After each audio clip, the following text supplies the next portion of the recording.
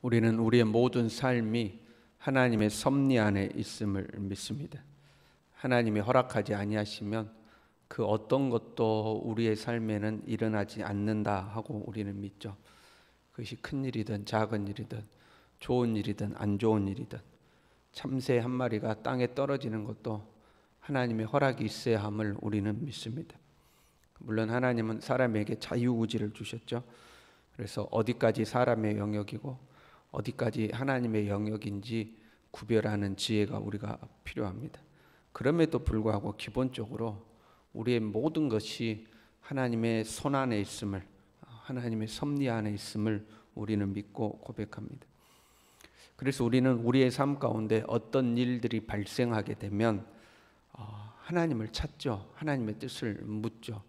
하나님이 허락하지 아니하시면 내 삶에 이런 일이 생기지 않을 텐데 이런 일들이 발생하게 되었으니 하나님이 허락하셨으니까 이런 일이 발생했겠다 하고 하나님을 찾고 하나님의 뜻을 묻게 됩니다. 이 일을 통해서 나에게 말씀하시고자 하는 하나님의 뜻이 있는 것인지, 내가 뭔가 놓치고 있는 것은 없는지, 하나님께서 나에게 교훈하는 것은 무엇인지, 내가 잘못하고 있는 것은 무엇인지, 혹시 하나님이 나에게 보내는 신호는 아닌지, 우리의 삶에 무슨 일이 일어나면 우리는 이런 하나님의 뜻을 찾으려고 노력하는 거죠. 엘리후가 지금 욥에게 이런 취지의 이야기를 하고 있습니다. 5절에 이렇게 돼 있어요. 하나님은 능하시나 아무도 멸시하지 아니하시며, 하나님은 능력의 하나님이다. 그러나 힘이 없다고 해서 무시하지는 않는다, 이런 말씀이죠. 우리 사람은 그런 경우 있잖아요. 내가 능력이 많으면 능력 없는 자를 무시하는 경향이 있죠. 내가 돈이 많으면 돈이 없는 사람을 무시하고, 내가 실력이 뛰어나면 그것도 못하냐 하고 실력이 없는 사람을 무시하는 경우가 있잖아요. 근데 하나님은 능력이 많으시지만 사람을 무시하지 않는다 하는 거죠. 소유에 따라서, 지위에 따라서, 신분에 따라서 사람을 차별하거나 무시하지 않는다 하는 거죠. 대신 하나님은 사람을 무시하지 않지만 대신 하나님은 6절에요. 악인을 살려두지 아니하시며, 7절에 그의 눈을 의인에게서 떼지 아니하시고, 악인을 심판하시고 의인을 살피시는 하나님이죠. 그리고 의인을 왕들과 함께 왕자에 앉히사 영원토록 존귀하게 하시며, 이렇게 되어 있습니다. 하나님은 소유에 의해서, 많고 적음에, 높고 낮음에 의해서 사람을 차별하거나 무시하지는 않는다. 그러나 악과 선에 대해서는 심판과 벌을 주시는 하나님입니다. 그러니까 이 사람이 높은 자리에 앉았다고 봐주고 이 사람이 가진 것이 없다고 해서 오히려 더 벌하고, 하나님 그러지 않는다는 겁니다. 무시하지 않고 차별하지 않는다는 거죠. 가졌든지 못 가졌든지 높든지 낮든지 상관없이 악은 벌하시고 선은 상을 주시는 하나님. 그래서 우리는 이 하나님을 공평하신 하나님, 이렇게 이야기하죠. 선과 악을 판단함에 있어서 공평하시다 하는 거예요. 누구라고 봐주고 누구는 안 봐주고 이런 게 없으시죠. 하나님은 사람의 높고 낮음, 소유, 신분, 지위와 상관없이 악은 심판하시고 선은 상을 주신 하나님, 공평하신 하나님이죠. 그리고 때로 그 의인이라 할지라도 고난이 찾아오죠. 8절에 이렇게 되어 있어요. 혹시 그들이 족쇄에 매이거나 환난의 줄에 얽혔으면, 혹시 그들이, 그러니까 지금 의인들에 대한 이야기거든요. 의인을 왕들과 함께 앉히시고, 그런데 그 의인들이 족쇄에 매이거나 환난의 줄에 얽혔으면, 이렇게 이어가고 있죠. 우리가 살면서 꼬였다 그럴 때 있잖아요. 삶이 꼬였다, 문제가 꼬였다, 지금 그 표현입니다. 족쇄에 매이거나 환난의 줄에 꼬였다 하는 것은 삶이 환난과 고난으로 꼬이는 걸 말하는 거예요. 그런데 그 대상이 누구냐면 의인들이죠. 눈을 의인에게서 떼지 아니하시고 그를 왕들과 함께 왕자에 앉히사 영원토록 존귀하게 하시는데, 혹시 그들이 족쇄에 매이거나 환난의 줄에 얽혔으면, 이렇게 되어 있거든요. 그러니까 의인들의 삶 가운데 고난이 찾아와서 삶이 꼬인 거죠. 지금 엘리후가 세 친구보다 조금 더 나은 것은 의로운 자도 고난을 당함을 인정하고 있는 겁니다. 의로운 자를 하나님께서 높이시는데 그들이 삶이 때로는 꼬일 수도 있다, 이제 이런 거거든요.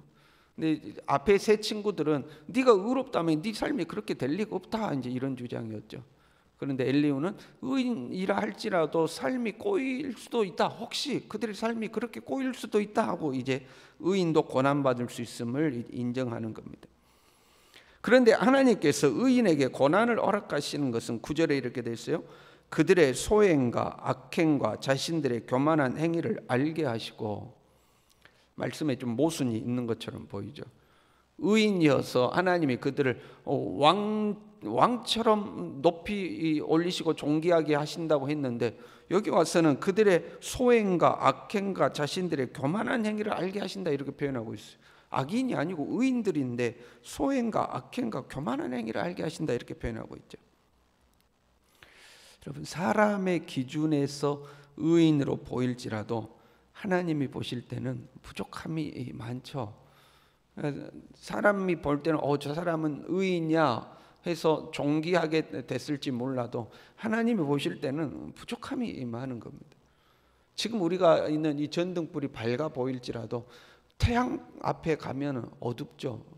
그러니까 우리가 아무리 밝은 것 같아도 참 빛이신 하나님 앞에 서면 우리는 어두울 수밖에 없는 존재죠.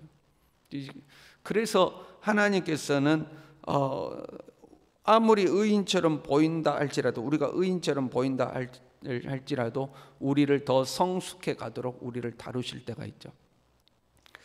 하나님이 우리를 다루실 때도 단계가 다 있는 거예요. 우리가 갓 태어난 아이에게 그 아이가 대소변을 가리기를 우리가 기대하지 않죠. 갓 태어난 아이들이 대소변 가리기를 기대하는 사람이 어디 있습니까? 아무도 없죠. 그게 마찬가지인 거예요. 하나님도 우리가 갓 태어났을 때는 대소변을 못 가려도 하나님이 그냥 놔두시는 거죠. 그러나 계속해서 그럴 수는 없죠. 아이가 크면서 대소변도 가려야 되고, 혼자서 뒤집을 줄도 알아야 되고, 길 줄도 알아야 되고, 일어설 줄도 알아야 되고, 걷고 뛸 줄도 알아야 하는 거죠. 혼자서 이제 학교도 다니고 문제도 풀고 혼자서 해 갈 수 있어야 되는 거죠. 단계별로 성장해 가야 하는 거죠. 우리도 하나님 앞에 마찬가지죠. 어느 순간이 되면 하나님 앞에 한 단계 올라야 되고, 또 어느 순간이 되면 하나님 앞에 한 단계 올라야 되는 거죠. 하나님은 우리에게 그걸 원하시는 거죠. 그래서 고난으로 우리를 깨우치실 때가 있죠. 그럼 왜 고난이어야 하는가? 고난으로만 터득할 수 있는 것이 있는 겁니다. 고난으로만 배울 수 있는 것이 있는 겁니다. 사람이 아파봐야 깨닫는 것들이 있죠. 사람이 상처를 받아봐야 배우는 것들이 있는 겁니다. 고난을 통과해야지만 성장하는 것들이 있어요. 우리가요, 자녀를 키울 때에 너무 과잉 보호를 하면 그 아이가 건강하지 못하게 자라는 것을 볼 수가 있습니다. 넘어져서 혼자 일어서는 것을 일어서도록 내버려 둬야 혼자 일어서는 것을 아이가 배우는 거거든요. 그러니까 그 아이가 넘어져서 상처가 나봐야, 넘어진 아픔을 경험해 봐야 누군가 넘어지면 그 사람의 아픔에 공감하고 그 사람의 손을 잡아줄 수 있는 거거든요. 너무 과잉 보호하는 것이 좋지 못할 때가 있죠. 아이가 건강하게 자라는데. 하나님께서 그런 심정인 거죠. 우리에게 고난을 통하여서 우리를 가르치시고 우리를 깨우치시는 거죠. 10절에 이렇게 돼 있어요. 그들의 귀를 열어 교훈을 듣게 하시며 명하여 죄악에서 돌이키게 하시나니, 이렇게. 하나님이 어떤 의로운 사람을 왕자에 앉히고 존귀하게 하셨어요. 그러면 사람이요, 그 존귀한 자리에 앉으면 처음에는 감격하지만 시간이 지나면요, 그 존귀한 자리에 익숙해집니다. 그러면 그 존귀한 자리가 당연히 자기의 것이라고 생각하기가 쉽죠. 그리고 다른 사람 말에 귀를 기울이지 않죠. 오히려 다른 사람을 무시하는 경우가 많죠. 왜 나는 존귀한 자리에 앉아있고 너는 그렇지 못하니까 다른 사람을 무시하고 말에 귀 기울이지 않게 되죠. 그것이 교만 아닙니까? 그러다 보면 하나님의 말씀에도 귀를 기울이지 않죠. 하나님의 말씀도 안 들려오는 거예요. 교회 와서도 말씀을 들으면 자기가 다 아는 것 같고 더 이상 배울 것도 없는 것 같고 자기는 모르는 게 없는 것 같고, 사람이 이제 그렇게 되는 거죠. 그러다가 고난이 턱하니 찾아오면 자신의 그 교만함이 꺾이는 거죠. 고난이 탁 찾아오면 그렇게 자기가 존귀한 자리가 당연히 자기 것이라고 생각했는데 내가 이 자리에 있는 것이 하나님의 은혜로 된 거구나, 내 힘으로 된 것이 아니었구나 하고 다시 한번 하나님의 은혜를 깨닫게 되는 거죠. 그래서 하나님 앞에 겸손하게 되고 하나님의 말씀에 귀를 기울이게 되는 거죠. 근데 문제는 뭐냐면, 고난이 왔을 때 그렇게 겸손하게 하나님께 귀를 기울이는 사람이 있는가 하면 오히려 반항하는 사람들도 생겨나는 거죠. 11절에요. 만일 그들이 순종하여 섬기면 형통한 날을 보내며 즐거운 해를 지낼 것이요. 하나님이 우리에게 고난 주시는가? 우리를 더 연단해서 하나님 앞에 더 성장시키고 하나님이 우리에게 더 은혜와 복을 주시기 위해서 하나님이 우리를 다루시는 거지, 하나님이 심심해서 우리를 다루는 거 아니잖아요. 그래서 고난이 찾아왔을 때 하나님의 소리에 귀를 기울이고 하나님의 말씀에 순종하면 오히려 형통한 날을 보내며 즐거운 해를 지내게 된다, 이렇게 돼 있죠. 그러나 반대로 13절에요. 마음이 경건하지 아니한 자들은 분노를 쌓으며 하나님이 속박할지라도 도움을 구하지 아니하나니. 마음이 경건하지 않은 자들은 고난이 찾아오면 오히려 자기가 현재 처한 상황에 대해서 화를 내는 거죠. 짜증을 내고, 왜 나한테 이런 일이 생겼냐 하고 화를 내는 거죠. 하나님께 엎드려서 도움을 구하지도 않고 내가 도대체 뭘 잘못했냐 하고 하나님 앞에 이제 저항하는 거죠. 사람들 보기에 자존심 상하니까 그 자존심을 지키려고 오히려 목을 더 꼿꼿하게 세우고 나는 하나님 앞에 잘못한 게 없다 그러고 오히려 하나님께 반항하고 그 자기에게 주어진 삶에 대해서 분노를 쌓는 거죠. 화가 나는 거죠. 하나님은 겸손하게 하나님의 음성에 귀를 기울이라고 고난을 준 건데 막 화를 내는 거죠. 분노를 쌓는 거죠. 지금 엘리후는 욥 들으라고 하는 말이거든요. 너는 지금 의롭다고 하지만 사람 하나님 앞에 온전하지 않다. 너는 지금 나는 문제 없다, 나는 의롭다 하고 하나님께 지금 분노하고 하나님께 반항하지만 그 교만함을 내려놓고 하나님의 말씀에 귀를 기울이고 겸손하게 하나님의 말씀에 순종해라. 그러면 너에게 평안한 날이 주어질 것이고 네가 형통한 날을 보내며 즐거운 해를 보낼 것이다 하고 지금 욥 들으라고 하는 말이거든요. 근데 사실은 욥은 엘리후가 생각하는 것과 조금 다른 부분이 있죠. 오히려 이 엘리후의 이야기는 우리가 들어야 할 이야기죠. 우리가 들어야 할 이야기죠.